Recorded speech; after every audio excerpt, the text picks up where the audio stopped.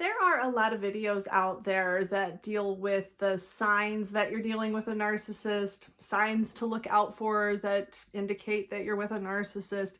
And I think these are really helpful videos. And I think I actually need to make one of these myself. But in today's video, I'm going to do something a little different, something that I think may resonate more with somebody who's in the middle of a narcissistic relationship. And that is the feelings that come up, feelings that indicate that you're dealing with a narcissistic person and with somebody who you are not going to be able to reach in a situation that you're not going to be able to fix. Welcome to Looking Behind the Mirror, where we explore narcissism and take our lives back as we make sense out of nonsense. As a quick disclaimer, everything I say is based on my opinions and my personal experiences. I'm not a professional, and if you're really struggling, I encourage you to seek professional help. I am providing links below for you. So when I talk about your situation, assuming that you're dealing with a pathological narcissist, as one that you can't fix, I don't mean to make people feel like their situation is hopeless, like they're helpless. I know that that's part of dealing with a narcissist. That's just what comes along with it. I know how devastating it can be, but I also know that for me, at least, coming to this realization was the first step in setting me free from spending all of my time and energy trying to do something that could not be done and staying in a situation that was actively harming me and really ruining my life. So as hard as this is to deal with, as hopeless and helpless as you may feel, I feel like understanding that you're dealing with a pathological narcissist is the first step for a lot of us to be able to improve our lives and move on into a healthier place. That being said, after I made this journey, I later realized that none of that really ever mattered, meaning the idea that I was dealing with a pathological narcissist really wasn't as important as it seemed at the time, because what really matters is how somebody treats you. What really matters is how somebody makes you feel and whether or not that person is willing to work with you or listen to you or communicate with you. Whether or not you're sure that this person is a narcissist, at the end of the day, really doesn't matter. But that being said, I know for me, it was an important first step in helping me to understand that. So that's why I talk about narcissism so much and explain it so much and try to help victims of narcissistic abuse resonate with what I'm saying so that they can understand the thing that I understood that finally helped me move on into a healthier place. So all that being said, let's move on into these different feelings that come up when you're dealing with a pathological narcissist that tell you you're dealing with somebody who's not going to change. The first thing I want to talk about is this feeling that you can't have a dialogue with this person. Now, you might be able to sit with this person and talk with them for hours, right? But if you really think about the way you feel when you're talking with them, they're really talking at you most of the time. There's this feeling that you can't really say anything that means anything important to you unless you're lucky. Maybe there'll be something that you say about yourself or about your interests that they might tolerate. They might listen to for a minute. Maybe they'll even say something back about it. But generally, you're sitting there listening to them talk about what they want to talk about. And this carries on into dialogues that may become a little heated, arguments or confusions you're trying to clear up, or communication that you're trying to make with this person. This is where it can become really problematic because it's like they can't hear you. I mean, you're saying simple sentences and words that most people should be able to understand, especially reasonably intelligent adults, but it's like you're talking to a wall and it's like they're responding to things you're not saying. Like maybe you'll say something like, hey, do you want to go to your sister's party tomorrow? And they'll come back with something like, oh, you think I just party all the time? You don't think I ever do any work around here? And you're like, what? Who are you talking to? That's not at all what I asked you.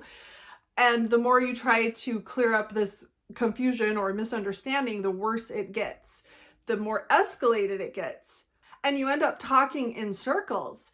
And these circles can look like things like if the narcissist starts saying things to you like, you never listen to me. And you say, what didn't I listen to? And they say, well, I'm not going to keep repeating myself. I'm tired of repeating myself. If you didn't hear me the first time, why should I keep telling you? And you say, but telling me what? I honestly don't know what it is you told me that I didn't listen to. That's because you never listened to me. And you can go on in circles like this for hours and you have no idea what they're even talking about or who they're talking to. I was talking to somebody recently that likened conversations with narcissists to talking to a television set. So you're talking to your television set and it's talking back, but it's like it's not hearing anything you're saying. Nothing you're saying is really landing anywhere, not having any impact. You're not being heard, but they're talking to you. You know, you're hearing things back. And this person also joked saying that the television set is set on the all-day abuse channel. So you're just hearing random abusive, critical, insulting things coming out of this television set directed at you for no clear reason and no clear reason to be had, because these conversations just go in endless circles and they never land anywhere sensible, and they certainly never land anywhere that makes you feel like you're being heard. Now, a non-narcissistic person might make you feel like this as well for lots of different reasons. I don't think this is healthy by any stretch of the imagination, but in a case where you're dealing with a narcissist or somebody that's operating under very narcissistic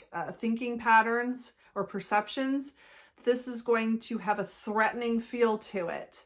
So somebody who's just honestly confused and can't communicate, they're not going to make you feel unsafe. A narcissist will make you feel unsafe. A narcissist will make you feel bad about yourself, or they'll try to make you feel bad about yourself, to make you feel like you don't want to keep going down this road. You don't want to keep going in these circles. The only thing that's keeping you in these circles is your need for clarity and your need to be heard.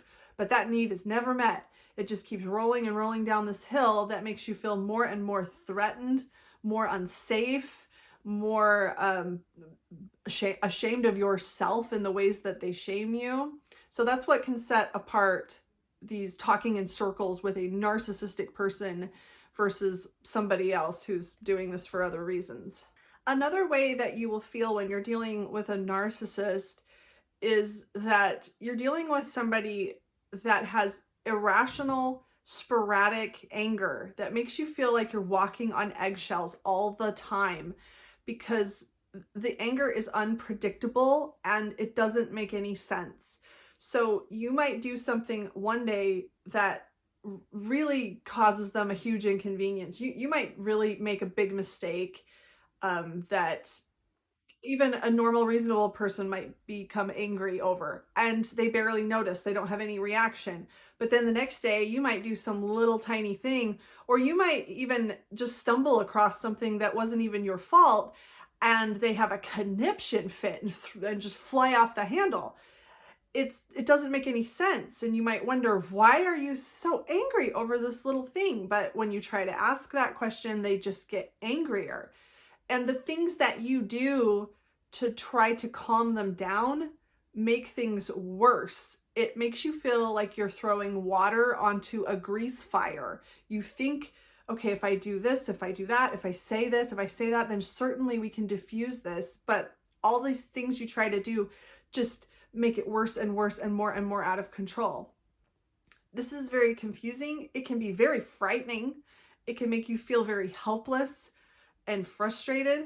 I know for me, it was this helpless feeling of wanting to understand, why are you so angry, and just having no answers whatsoever. An example of this for me personally, and I know I've talked about this on this channel before, I was in a relationship with somebody who took interest in my interest in singing. I have always had a big interest in singing. I like to sing. It's just a thing that I've always done. He set up a makeshift recording studio for me, and I thought it was really sweet, and then it escalated into a hellscape. But there was this thing he would do where he would tell me to sing a specific song that was just out of my range. Like, I would try to tell him, I can't sing that song, the notes are too low. You know, I mean, I'm a woman with a pretty average female vocal range, and he would ask me to sing a song in an average male vocal range in notes that I just physically can't hit, right? And he would become so angry with me, and he would scream at me and tell me that I'm not even trying, that I don't even listen to what I don't do anything he wants. I just quit and give up and I don't listen. And I remember one time it was like his eyes went black and he was just screaming and swearing at me and telling me that he was the only person that cared about my singing. And it was because I couldn't hit these notes in this song. And I was just completely overwhelmed with confusion and fear of like, why is this person, this doesn't make any sense. Why is he so angry over something that I can't do anything, you know? I'm not hitting these notes on purpose to make him feel bad, but that's how he was treating it. Like I was purposefully trying to hurt him by not being able to hit these notes. And there are different reasons, I think, that somebody might be this irrational. There are other mental health issues that somebody might have that can cause this kind of irrational anger, but narcissism is one of them. And it's something that it can make you feel so helpless, so hopeless. And really, for me, this was really frightening and extremely frustrating because there's nothing you can do about it. With somebody who is in a fairly normal state of mind, who gets angry with you, there are things you can do to communicate, to bridge the gap, to diffuse the situation. But with a narcissist, all you can do is make it worse or walk away. The third way that a narcissist might make you feel is like you're living in alternate realities. Like you're living in this reality over here, and they're living in a completely different world. But you're not. You are living in the same reality. And that's why this feeling can be so disorienting and so confusing and so frustrating. What's really happening is that you're dealing with somebody who can't or won't accept reality. They don't like reality. They don't like the truth. They don't like what's actually happened or what they've actually done. And because of their narcissism, they really feel like they can just wish it away. They can just pretend that things are what they want them to be because the universe revolves around them and their whims, and whatever they wish was true is just magically how things ought to be. And if you cared about them, you would play along with that as well. And this is so off the mark for anyone that actually lives in reality. It can be really hard to understand this and to even see it when it's right in front of your face. I was talking to somebody recently that had a story that really related to this topic, and he asked me specifically to use this person's name. So he had a boss whose name was Marianne, and this boss told him, this is a little complicated, so follow me here. This boss told him to go investigate the processes of the manufacturing department of the company they worked with, right? So the manufacturing department was manufacturing products that this boss had a hand in designing, okay? So this boss was sure that the manufacturing department was doing something wrong. They were making a mistake because the end product was faulty, okay? And this had been something that had been going on for years.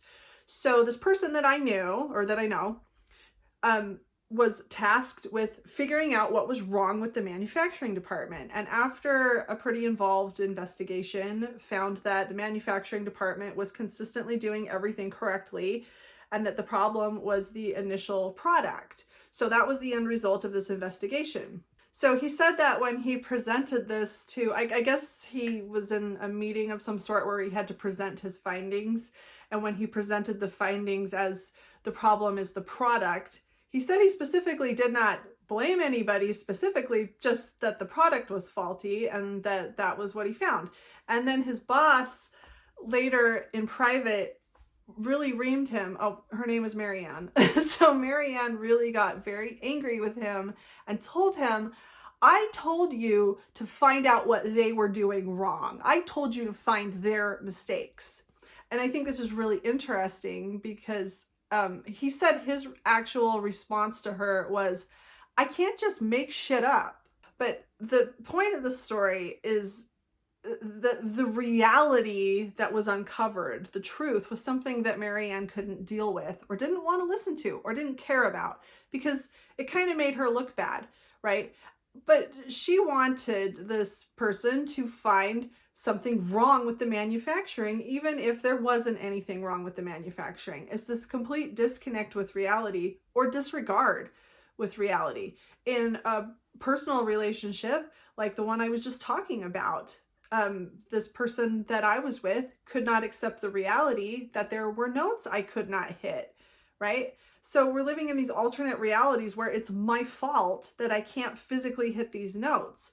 Or it was this person I was just talking about, it was this person's job to find a mistake, even if there wasn't one. And so you come to these walls that you hit where you realize, oh, this person doesn't care about the real world, doesn't care about what the actual problem is or what actual limitations exist. And that can be really confusing when you're dealing with somebody that you think is a reasonably intelligent adult grounded in reality. Another way they might do this is treating you as if things have been resolved just because you've brought them up. For example, let's say I park my car in a driveway and a narcissistic person I live with always parks their car behind me where I can't get out. And I go to them and ask them, like, will you park your car off to the side so that I can get around you? And they just ignore me. And so I go again and ask them again, will you please start parking your car somewhere else? And again, they brush it off. And I ask them again. And then they say something like, why do you keep bringing this up? Stop beating a dead horse. Stop ragging on me over and over again. This is done. I'm done talking about this. But it's something that they haven't addressed. They haven't listened to you. They haven't validated anything you've said. It's like they're not listening to you, but in their mind, the problem is dealt with and it's solved. And this can make you feel like you're going crazy because how do you keep bringing up a problem that isn't being addressed in any way to somebody who's acting like they've already solved everything?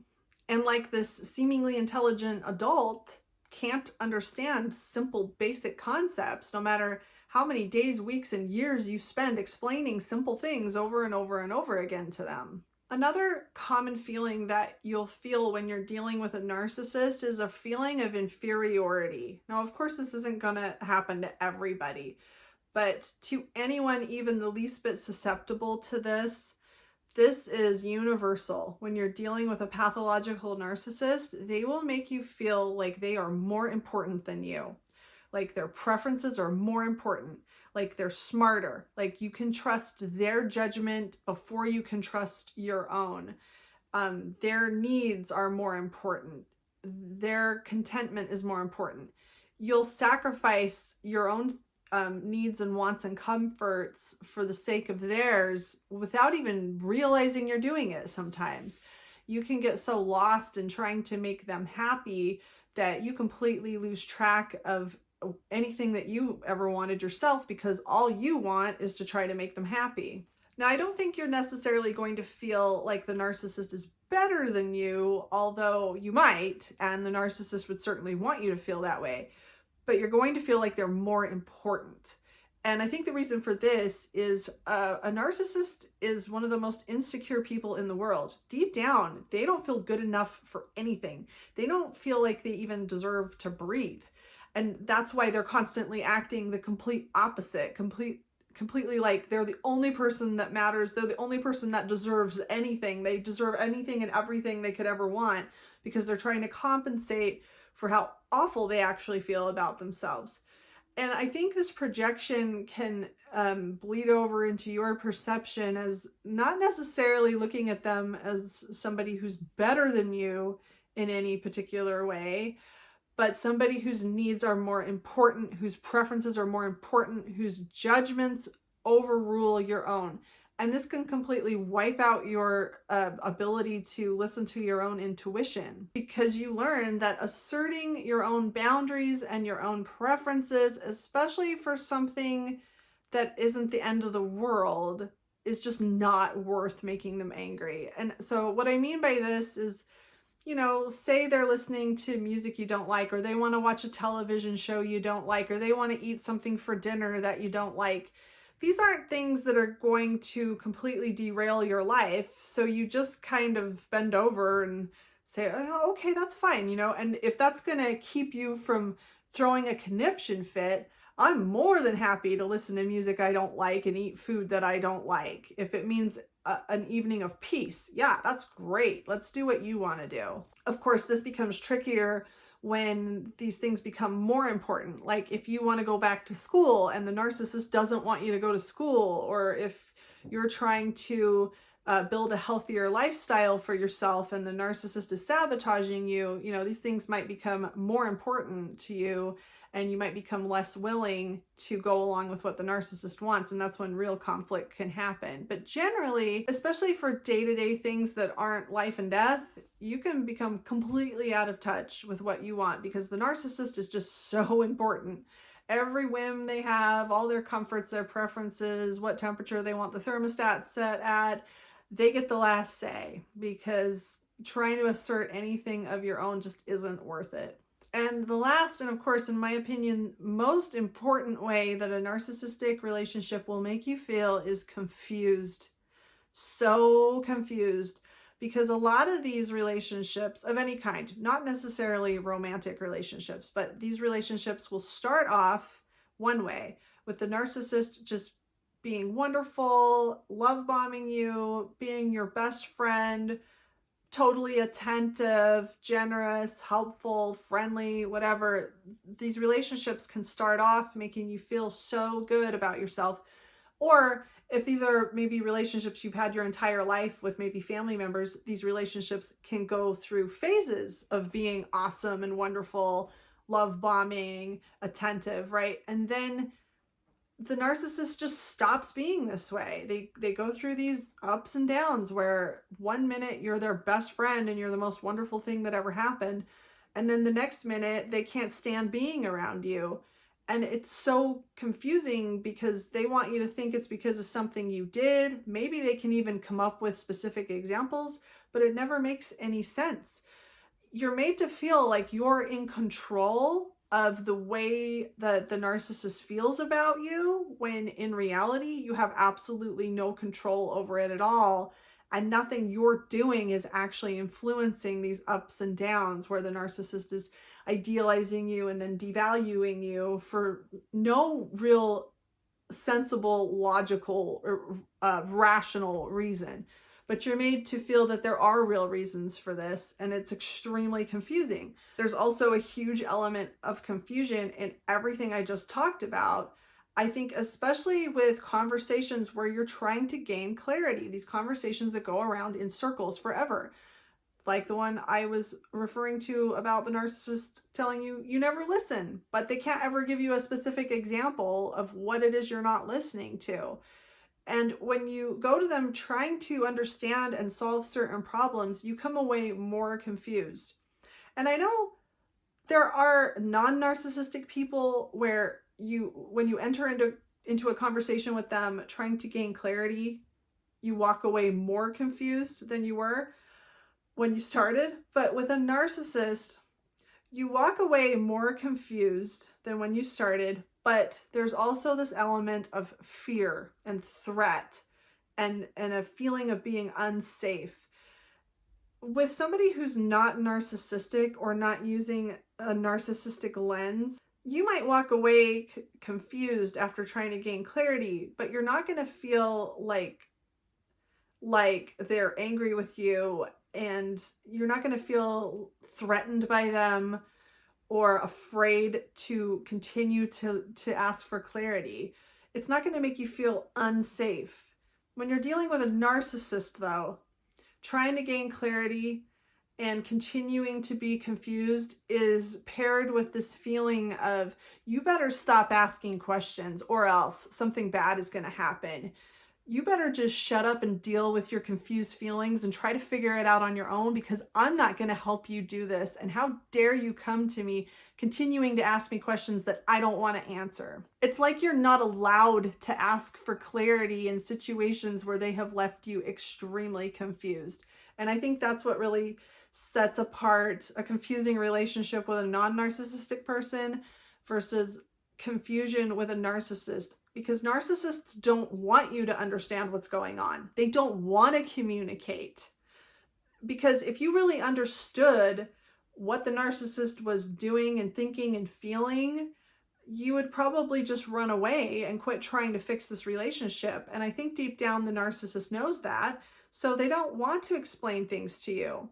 They don't want to explain to you why they're yelling at you all night over nothing, because part of them doesn't really know. Part of them isn't really interested in digging down into the deeper reasons of why they're doing that. And part of them feels like it's none of your business, even though it's directly affecting you. As I said in the beginning of the video, it doesn't really matter at the end of the day if you're actually dealing with a pathological narcissist, because what really matters is how somebody treats you. But at the same time, I do understand how empowering it can be to clear the confusion that narcissists cause.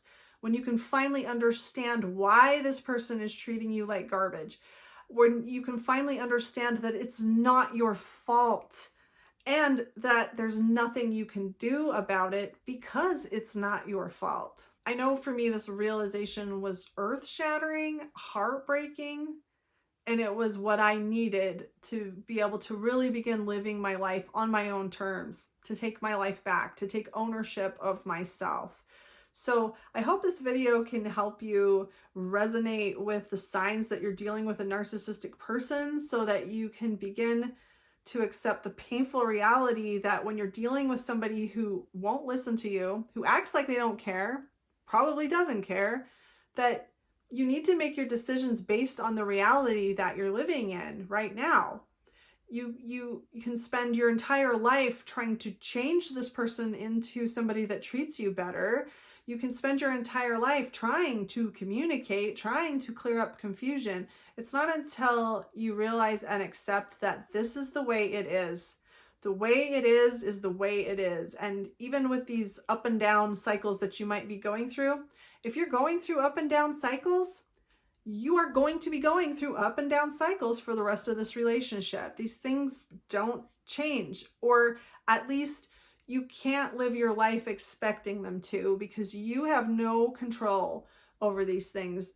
All you have control over is the decisions you make based on the reality that you live in right now.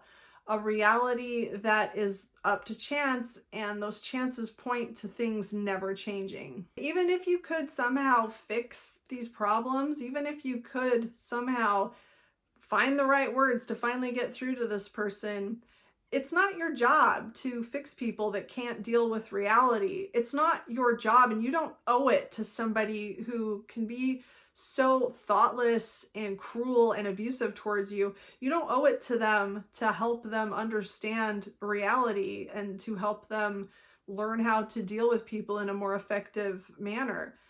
There's no great reward for doing that. There's no great reward for sacrificing your safety, your mental health, your emotional needs on the altar of somebody who doesn't care about you, who is not listening to you, and who is most likely never going to come around. So even if you could somehow change this person by continuing to try, it's not worth it. This person's never going to turn into anything that makes this all worth it. And I know that's a very pervasive illusion in narcissistic relationships because of this up and down cycle that you get stuck in. You continue to believe that if you can just stay up here in this high forever, you can just figure out how to do that, that this is going to be a mind-blowingly satisfying relationship and all of your pain is going to be worth it.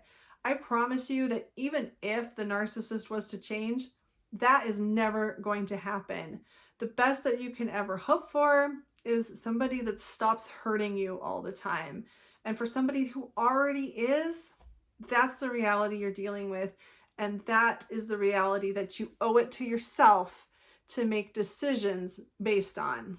I hope this helps. If you like this video, give it a thumbs up and comment below any ideas you have for me for future videos. And don't forget to subscribe to my channel if you like this video and would like to see more like it in the future. Until next time, thanks. Bye.